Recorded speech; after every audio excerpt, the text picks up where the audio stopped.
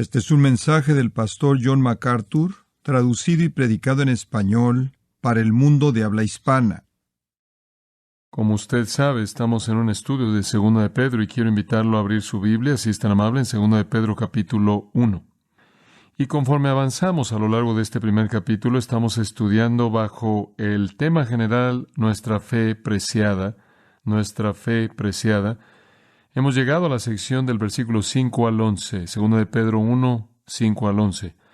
Esta sección trata con la certeza de la salvación. Y debido a que es un tema tan importante y uno que aparentemente es un tema de gran discusión en la actualidad y lo ha sido a lo largo de la historia de la Iglesia, me he involucrado en algo así como una explicación extendida de este asunto de la certeza. De hecho, este mensaje es el número 8 acerca de nuestra fe preciosa, el mensaje 5 de la certeza, y todavía no hemos entrado al texto. Pero es muy importante que tengamos este entendimiento preliminar correcto. Quiero, conforme vemos el texto, llevarlo de regreso al versículo 10 y 11, el cual en cierta manera prepara el tema en nuestra mente sin entrar en mucho detalle. Y Pedro aquí dice: por lo cual, hermanos, tanto más procurad hacer firme vuestra vocación y elección. Y aquí él está hablando acerca de certeza con respecto a su elección. Certeza entonces con respecto a su redención. Certeza con respecto a su salvación. Él está preocupado porque usted sepa que es salvo. De regreso en el versículo 9, él está preocupado por aquellos que carecen de ciertas virtudes, estando ciegos, habiendo olvidado su purificación de sus pecados antiguos. Él no quiere que usted haya olvidado su estado espiritual verdadero, sino que más bien que tenga certeza acerca de su llamado y elección. Y entonces esto nos presenta este tema de la certeza de la salvación. Ahora, ese tema se reduce asimismo a dos preguntas básicas y hemos estado señalando estas en nuestro estudio. Pregunta número 1 ¿es la salvación para siempre? ¿Es la salvación para siempre? ¿Es eterna nuestra salvación? Porque no podemos tener certeza acerca de nuestra salvación siendo eterna, menos de que de hecho es eterna. Entonces, la pregunta número 1, ¿es la salvación para siempre? ¿Estás segura? Pregunta número 2, ¿puedo disfrutar de esa seguridad? Primero está el hecho, después el sentimiento. Primero está la realidad y después la experiencia. Tengo una salvación eterna y puedo disfrutar la certeza de esa salvación.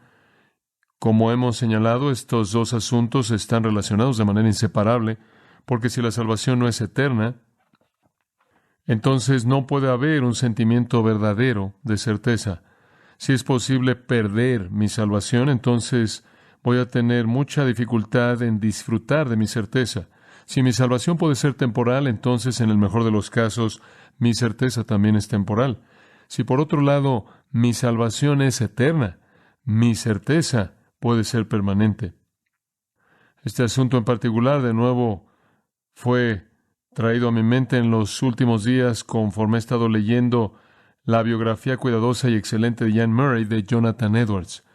En 1746, apenas unos 6 años después del gran despertar, en el que Jonathan Edwards fue el instrumento primordial de Dios para predicar el Evangelio y traer el avivamiento más grande en la historia estadounidense. Apenas unos 6 años después de eso, en 1746, él escribió un tratado acerca de los afectos religiosos. La razón por la que él escribió eso fue para tratar con el problema que no es diferente del problema mismo que estamos explicando en esta noche. Esa publicación, un tratado de los afectos religiosos, tuvo que ver con el asunto de la evidencia para la conversión verdadera. La preocupación al escribir fue delinear los asuntos con respecto a quién es realmente un cristiano.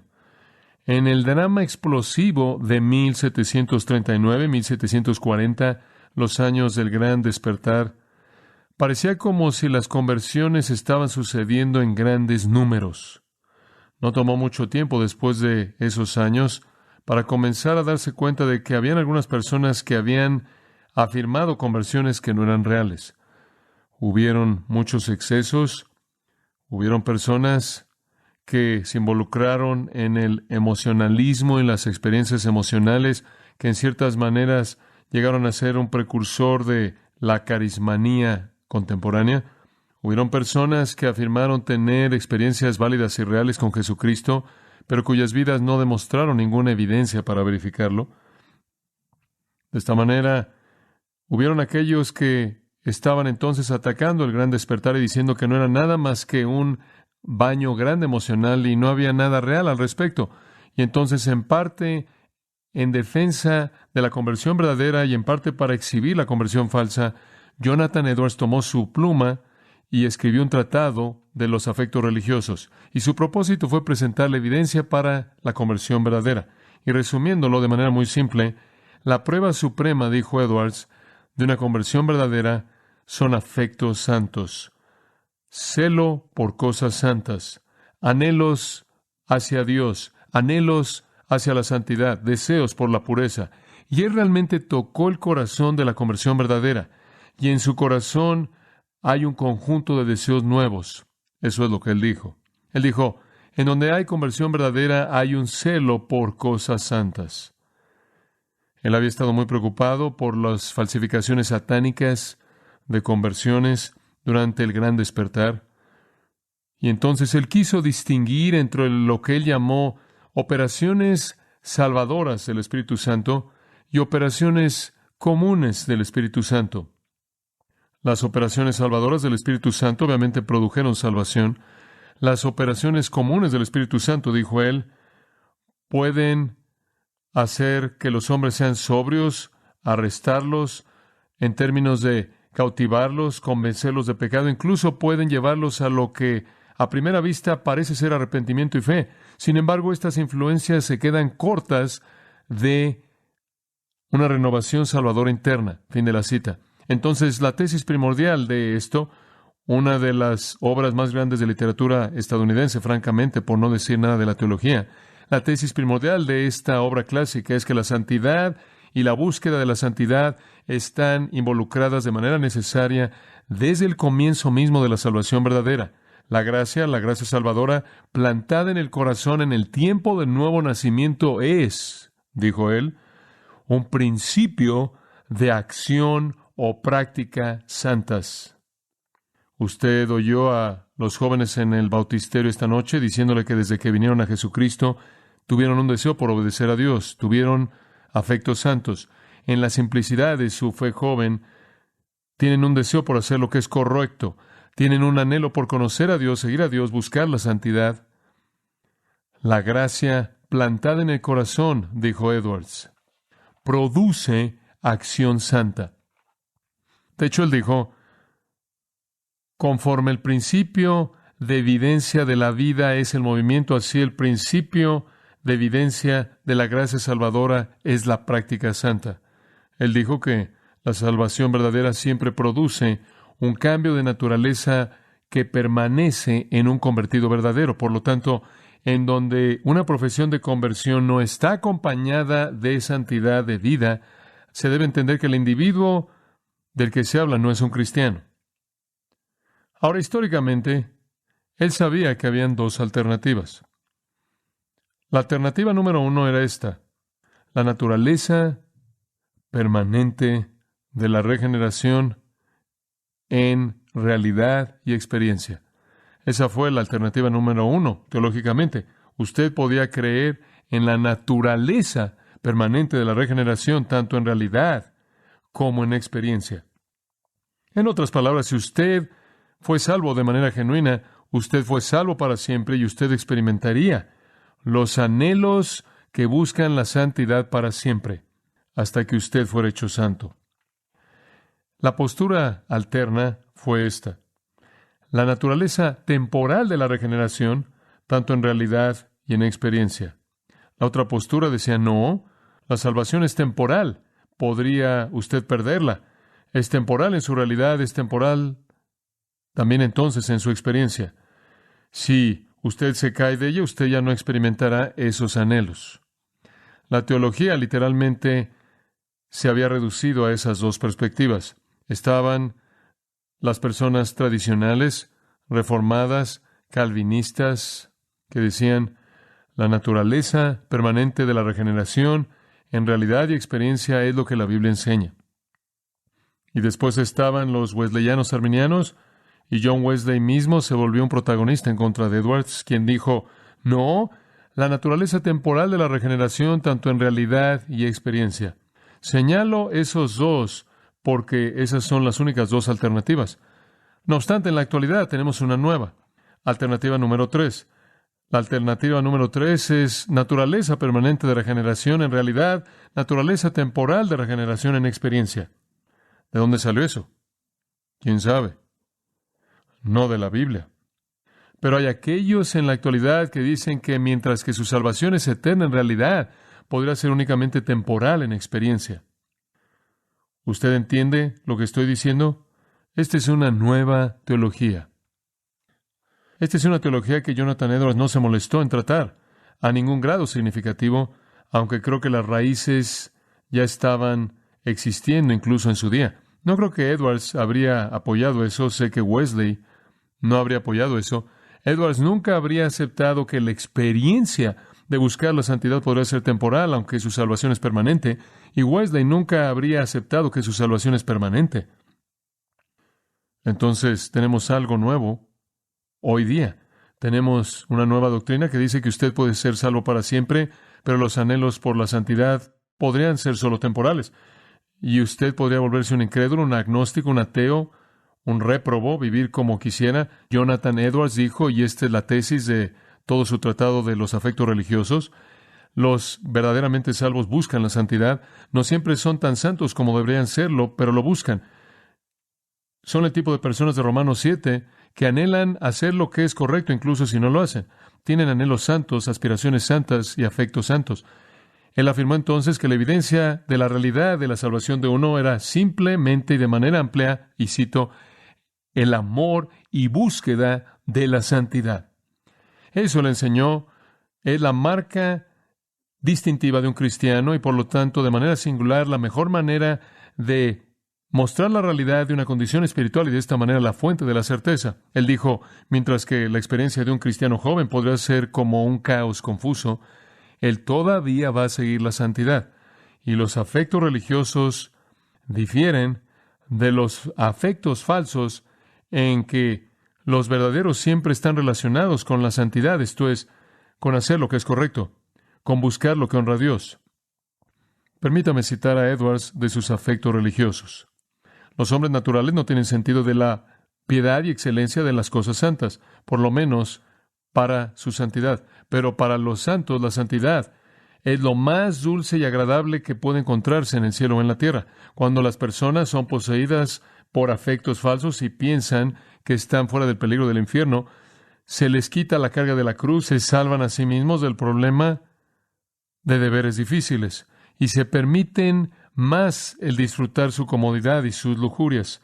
Algunos de estos al mismo tiempo hacen una gran profesión de amor hacia Dios y certeza de su favor, y gran gozo en probar la dulzura de su amor. En donde los gozos y otros afectos religiosos son falsos y falsificados, dice él, los individuos, una vez que tuvieron confianza de que son convertidos, ya no tienen más anhelos tras la luz y la gracia.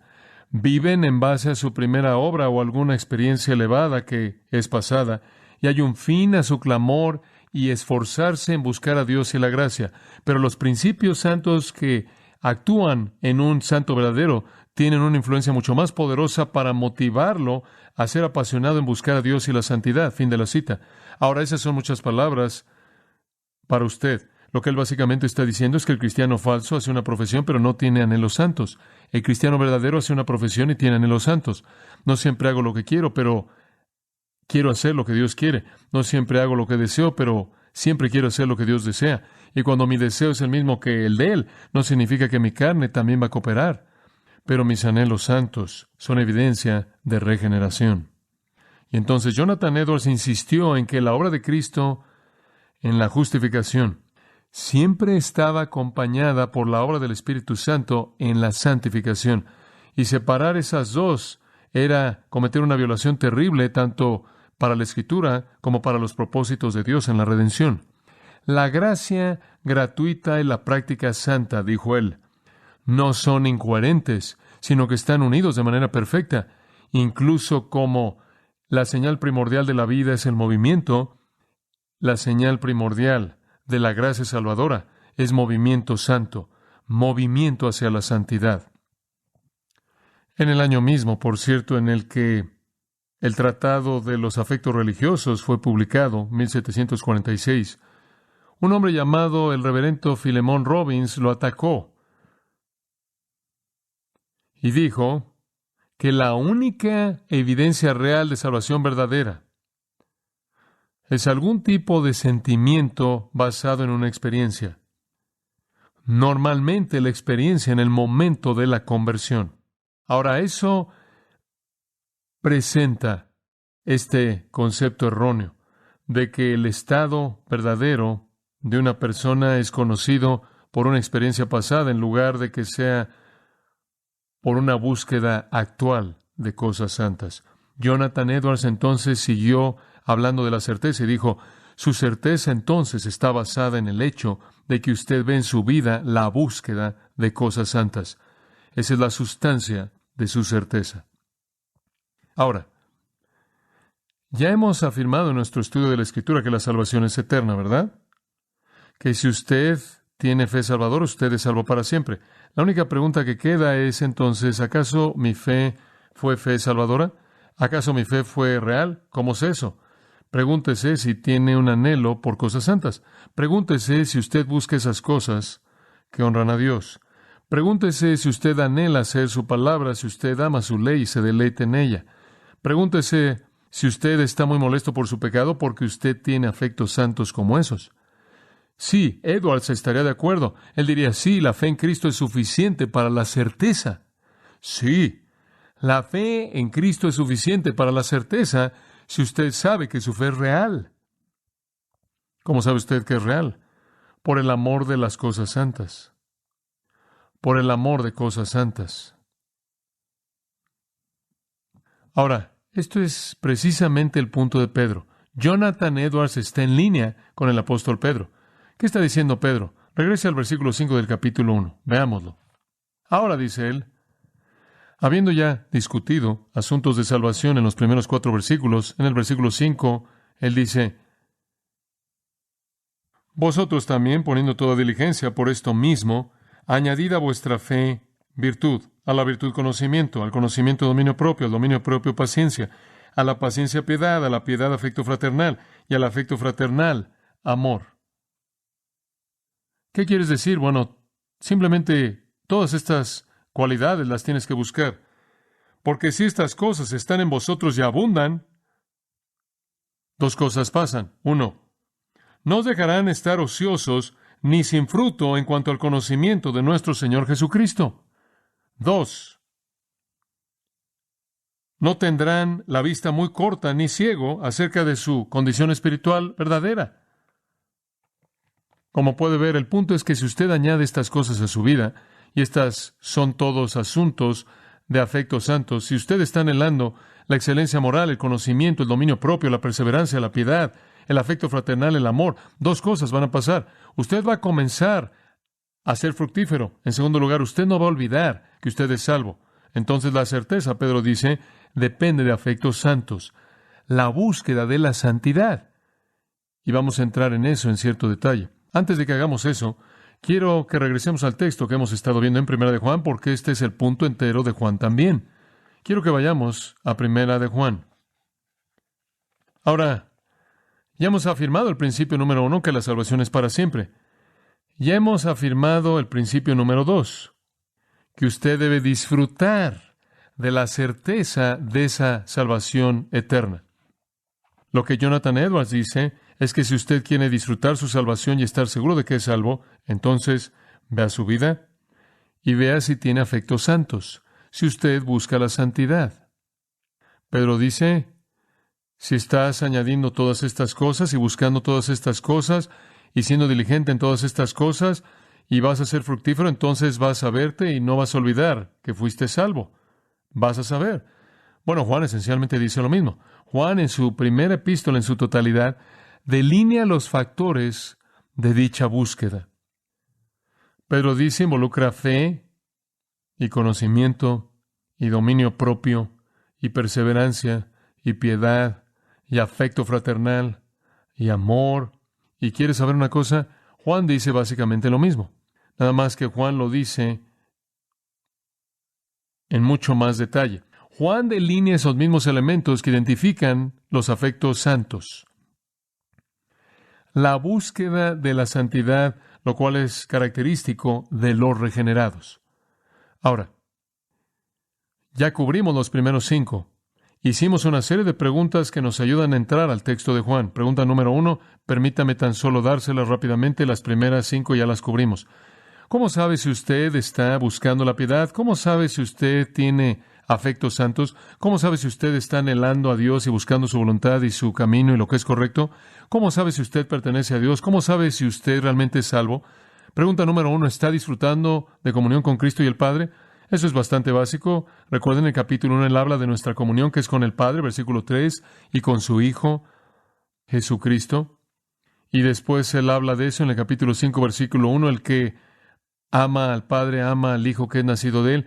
Y hablamos algo del hecho de que el primer afecto santo de una persona verdaderamente regenerada es un anhelo por la comunión con Dios y Cristo. ¿Tiene usted un deseo de tener comunión con Él, de orar, conocerlo, estar con Él y estar en su presencia?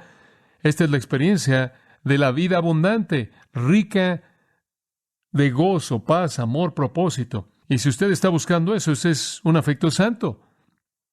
Si usted está disfrutando de esa comunión, si usted está experimentando al Dios de toda consolación, el Dios que provee todo lo que nos falta, el Dios que tiene comunión con nosotros y de esta manera que nos da poder para nuestra vida cristiana, si usted está buscando al Dios de sabiduría, que no retiene nada, sino que da a todos de manera generosa que le piden. Si usted está buscando tiempo y comunión con el Dios en cuya presencia usted canta canciones e himnos y cánticos espirituales, cantando en su corazón, si usted está viniendo al Dios a quien usted clama Abba, al único aquel a quien usted acude para encontrar misericordia y gracia en tiempo de necesidad, si usted está anhelando comunión con el Cristo, quien es nuestra consolación, quien es nuestra fortaleza, quien es nuestra esperanza, cuyo amor brilla en nosotros y a través de nosotros, cuya paz poseemos y disfrutamos, estas son indicaciones claras de que usted está anhelando tener comunión. Segunda pregunta, ¿es usted sensible al pecado? Si usted tiene afectos santos y está anhelando la santidad, usted va a ser sensible al pecado. En el capítulo 1, versículo 5, Juan comienza a tratar con eso. Él habla del hecho de que el creyente verdadero camina en la luz, confesando su pecado, y que el creyente verdadero es perdonado de su pecado. Y cuando él peca, él reconoce, capítulo 2, un abogado a Jesucristo el justo, quien es la propiciación, la cubierta para el pecado. ¿Es usted sensible al pecado? Preguntamos, y Juan pregunta, ¿o lo niega? Dice, ¿no tenemos pecado?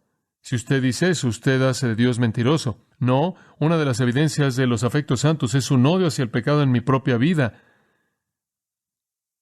Un rechazo.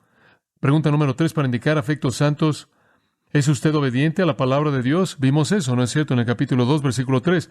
Por esto sabemos que le conocemos y guardamos sus mandamientos. El afecto santo es la obediencia. Anhelo hacer tu voluntad, quiero hacer tu palabra, quiero hacer lo que es correcto, quiero agradarte. Ese es un afecto santo. Eso es evidencia de una naturaleza nueva. La naturaleza no redimida no tiene deseo por obedecer a Dios, no tiene sensibilidad al pecado y no anhela tener comunión con Dios y Cristo. Esos son afectos santos que indican un corazón regenerado. En cuarto lugar, rechaza al mundo. Ahí en el capítulo 2, versículo 15, recordamos que no amamos al mundo y después en el versículo 17, él añade que el mundo pasa y sus deseos, pero el que hace la voluntad de Dios permanece para siempre. Somos eternos. El mundo es pasajero. No amamos al mundo. De hecho, si amáramos al mundo, el versículo 15 dice, el amor del Padre, ¿qué? No está en nosotros. Hay otro afecto santo, un rechazo hacia el mundo y un anhelo hacia el reino. Después, la quinta pregunta que hicimos, cómo Juan presentó estos asuntos, es, ¿ama usted a Cristo y espera con expectativa su venida? ¿Anhela su venida? Ese es otro afecto santo. Ahí en el capítulo 3, versículo 2, él habla del hecho de que vamos a ser como Él, vamos a verlo Después en el versículo 3 él dice, y todo aquel que tiene esta esperanza en él se purifica a sí mismo, así como él es puro. Aquí hay otro afecto santo, un anhelo por el cielo, un anhelo por estar en la gloria, un anhelo porque Jesús venga. Esa es nuestra esperanza, ese es nuestro gozo. Esperamos su venida, esperamos con expectativa. Esa es la esperanza bienaventurada. Ahora, ¿tiene usted esos afectos santos? ¿Anhela usted tener comunión con Dios y Cristo? ¿Es usted sensible a su pecado al punto en el que su propio pecado le causa asco? ¿Anhela usted obedecer a Dios y su palabra? ¿Se encuentra rechazando al mundo y anhelando el reino? ¿Espera con expectativa la venida del que usted ama? Esos son afectos santos. Y Juan está diciendo a lo largo de su epístola, esas son las marcas de los creyentes verdaderos. Ahora, continuemos con el resto. Número 6. ¿Ve usted un patrón decreciente de pecado en su vida? ¿Ve usted un patrón decreciente de pecado en su vida? Una de las manifestaciones de afectos santos es un patrón decreciente de pecado. Capítulo 3, versículo 5, vayamos ahí. Esta es una sección poderosa, poderosa. Para ser honesto con usted, probablemente no vamos a pasar más allá de esto, pero está bien. Los patrones no quebrantados de pecado son característicos de los no regenerados. No importa lo que alguien diga, si hay un patrón continuo de pecado en su vida, que no es diferente antes de que hicieron su afirmación, entonces solo hacen una afirmación y no tienen una realidad. Cuando usted se volvió un cristiano verdadero y usted fue transformado, el patrón de pecado fue quebrantado y un nuevo patrón entró. Llegó a existir un patrón de obediencia, un patrón de justicia, un patrón de piedad, un patrón de santidad. Los afectos santos se apoderaron. Y el patrón de la vida de un creyente es buscar la santidad. Ahora dice usted, ¿acaso eso significa que no hay pecado? Oh, hay pecado porque la carne no redimida todavía está ahí, pero entre más buscamos y entre más nos movemos en esos afectos religiosos hacia cosas que son correctas, habrá una frecuencia decreciente de pecado. Juan presenta eso de manera muy, muy clara en los versículos 5 al 10. Es tan claro que no hay manera de refutarlo. Y Juan nos muestra, ahora, aquí está el punto clave, que el pecado como un patrón de vida es incompatible con la salvación. Es incompatible con la salvación. Y de manera particular, es incompatible con la obra de Cristo en la salvación. Decir que una persona fue salva por la obra de Jesucristo, salvada y redimida, y es apta para el cielo, y hecha una nueva criatura, pero el patrón continuo sigue sin ser quebrantado, es decir algo acerca de la salvación. Y es decir acerca de la salvación que es ineficaz. ¿No es así? Juan entonces nos lleva a la obra de Cristo y después nos muestra cuán eficaz es. En primer lugar, su muerte. Versículo 5, vea esto. Y sabéis que Él apareció, esto es, Cristo apareció, para quitar nuestros pecados. Él acaba de decir en el versículo 4 que hay personas que practican pecado y están practicando impiedad. Ahora Él dice que Él apareció para quitar los pecados. Entonces, decir que a alguien se le aplicó la obra de Cristo, pero continúa en el mismo patrón de pecado, es negar el propósito mismo para el cual Él vino, para quitar pecados. Continuar en pecado no es coherente con la obra de Cristo. Él levantó nuestros pecados de nosotros, airó. Él levantó los pecados. El propósito de su encarnación fue quitar nuestro pecado, para que sus seguidores no siguieran practicando el pecado de manera habitual. Si lo hiciéramos, su muerte, mientras que tuviera cierta eficacia en la eternidad, habría sido inútil en el tiempo. Pero Él vino para quitar los pecados de su pueblo. ¿Cómo puede decir entonces usted que una persona es salva, pero sus pecados no son quitados? De hecho, ¿son iguales? No puede ser así. Él vino para producir en sus hijos un nuevo patrón de vida con la frecuencia decreciente de pecado. Eso en su muerte misma. Después, no solo eso, sino que si usted ve la obra de Cristo, mediante nuestra unión con Él, en los versículos 6 y 7, usted ve otro elemento. Versículo 6. Todo aquel que permanece en Él no peca. ¿Quieres decir, Juan, que nunca pecamos? Obviamente no quiere decir eso. Peca como patrón de vida. No peca como un patrón de vida. No le ha visto ni le ha conocido. Hijitos, nadie os engaña. El que hace justicia es justo como Él es justo. Ahora, la palabra clave aquí en el versículo 6 es permanece en Él. No solo su muerte fue para quitar nuestro pecado, sino que nuestra unión permanente con Él ha quebrantado el patrón habitual de pecado. Entonces, tanto en su muerte, escucha esto, en su muerte en la cruz y en su vida continua en el creyente, Él está quitando el pecado. No significa que nunca cometeremos un solo pecado. Él ya dijo en el capítulo 2, si alguno peca, abogado tenemos para con el Padre. Pero no seremos pecadores perpetuos en pensamiento, palabra y obra, como éramos antes de que fuéramos salvos. La justicia gobierna en nosotros porque residimos en el justo. Entonces, ¿cómo podría terminar usted con una postura que dice que la salvación es eterna en realidad, pero temporal en experiencia? Usted es salvo para siempre, pero quizás de pronto pueda regresar al patrón antes de que era redimido y vivir una vida totalmente pecaminosa. Espera un minuto. Él murió para quitar pecados. Él vive en unión con nosotros para conquistar ese patrón y proveer un patrón de justicia habitual nuevo. La tercera nota en su argumento tiene que ver con Satanás, en el versículo 8. El que practica el pecado es del diablo, porque el diablo peca desde el principio. Para esto apareció el Hijo de Dios, para deshacer las obras del diablo. Ahora, entiende este pensamiento. Es un pensamiento muy simple. El diablo es un pecador, y nada más que un pecador. Toda persona que está asociada con el diablo es un pecador, y nada más que eso. Cristo murió para destruir las obras del diablo. Las obras del diablo son ¿qué? Pecado. Y entonces en su muerte Él vino para rescatar a un pueblo que estaba en esclavitud al diablo y de esta manera en esclavitud al pecado. El punto es este. El pecado habitual señala unión con el diablo. Él vino para rescatar a personas de eso, para destruir el poder del diablo. ¿Cómo entonces puede usted decir que alguien es salvo, que continúa viviendo un patrón habitual bajo el control del diablo? Entonces, esa es una obra bastante impotente por parte de Cristo, ¿verdad? Y contraria a su propósito. Él vino para destruir las obras del diablo, las cuales son obras pecaminosas, y Él las destruye en las vidas de su pueblo. La salvación fue llevada a cabo para destruir las obras malas de Satanás en nosotros. Y si no hiciera eso, entonces no hizo lo que debía hacer y su obra es totalmente ineficaz e inútil. Cierre la iglesia, olvídelo todo. Como puede ver, si el propósito de la obra de Cristo en la cruz fue para quitar el pecado, y si el propósito de Cristo fue para unirse con nosotros en justicia, y si el propósito de Cristo fue deshacer las obras del diablo, entonces el pecado no puede ser ese patrón habitual en la vida de un cristiano. De lo contrario, Cristo vino en vano. Después, en el versículo 9, Él añade otro argumento. El pecado también es incompatible con el Espíritu Santo. Versículo 9.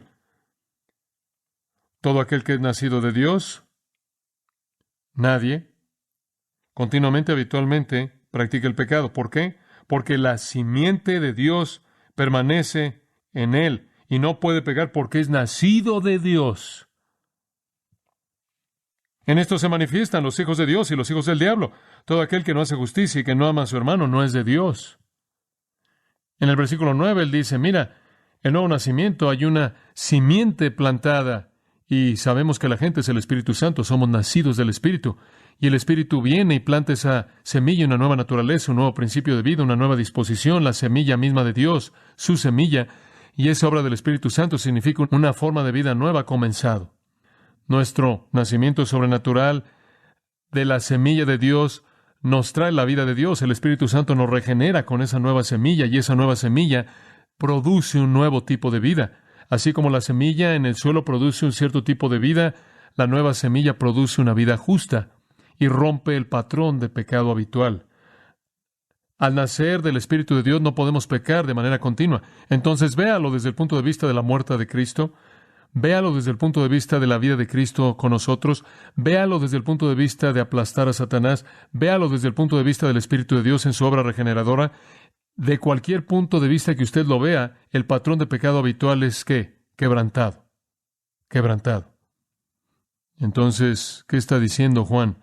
Juan simplemente está diciendo, ¿ve usted cómo decrece el patrón del pecado en su vida? Si es así, eso es evidencia de un afecto santo. El versículo 10 simplemente lo resume todo.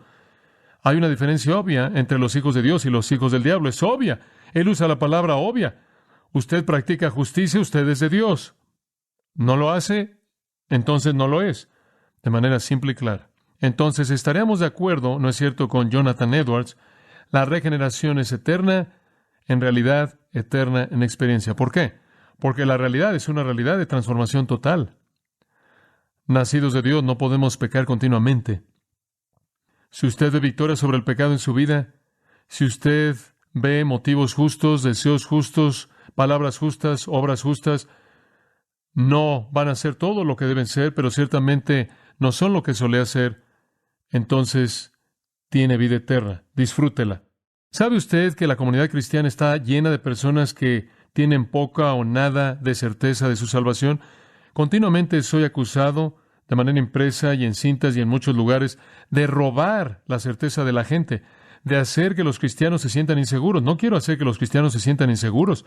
Quiero que los cristianos falsos se sientan inseguros por su propio bien.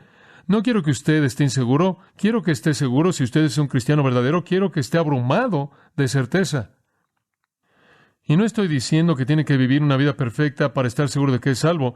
Y no estoy diciendo que si llega a caer en pecado, quizás no sea salvo. Lo que estoy diciendo es que si usted tiene afectos y anhelos santos, como lo he dicho en otras ocasiones, si usted ama a Dios y odia el pecado y anhela obedecer, esa es la evidencia de la vida regenerada. Jonathan Edwards tenía razón.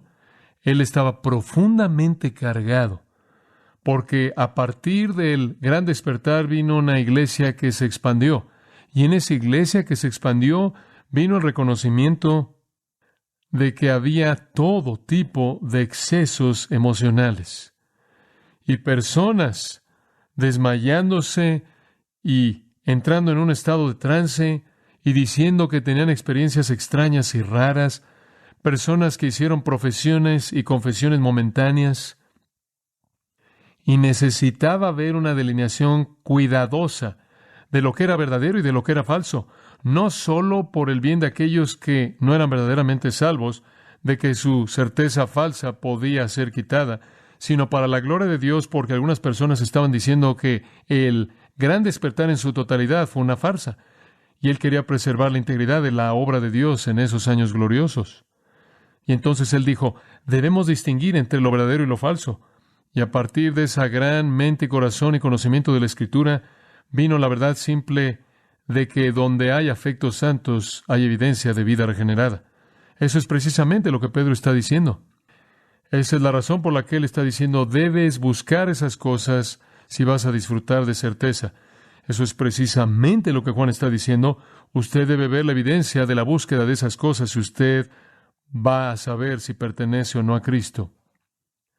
De hecho, esa es la razón misma por la que Juan escribió esta carta.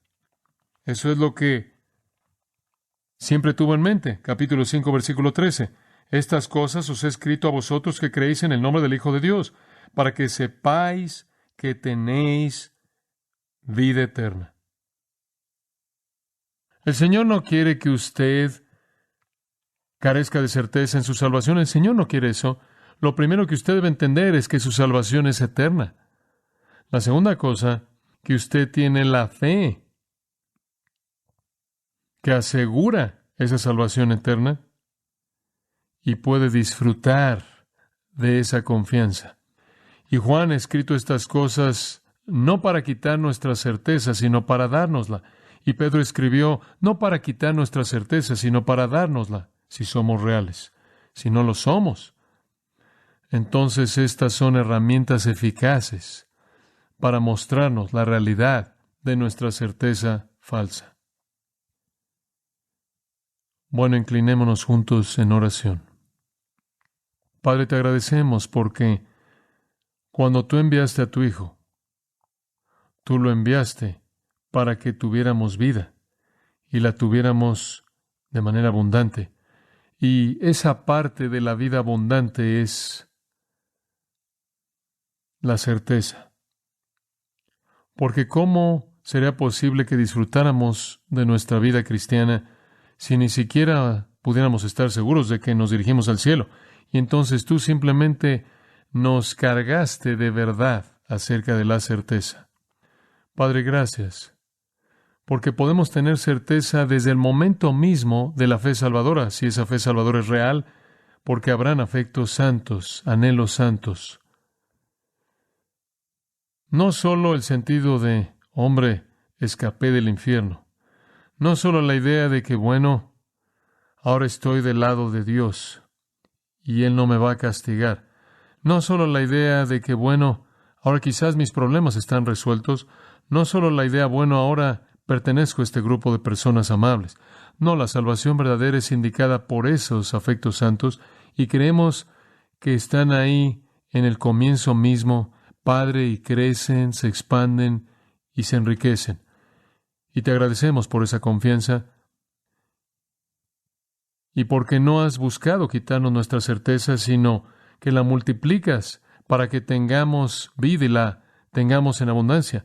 Gracias porque la obra de Cristo en la justificación está ligada de manera inseparable a la obra del Espíritu en la santificación, que así como anhelamos al principio por Cristo, conforme Él motivó nuestros corazones, ahora anhelamos por Él, conforme Él continúa motivando nuestros corazones. Padre, ayúdanos a disfrutar de la certeza que es nuestra en Cristo. Para aquellos que no tienen certeza porque no tienen salvación verdadera, sálvalos, Señor, incluso esta noche para tu gloria, en el nombre de Jesús. Amén. Usted ha escuchado a John MacArthur, maestro bíblico de gracia a vosotros. Para más información y acceso gratuito a todos los mensajes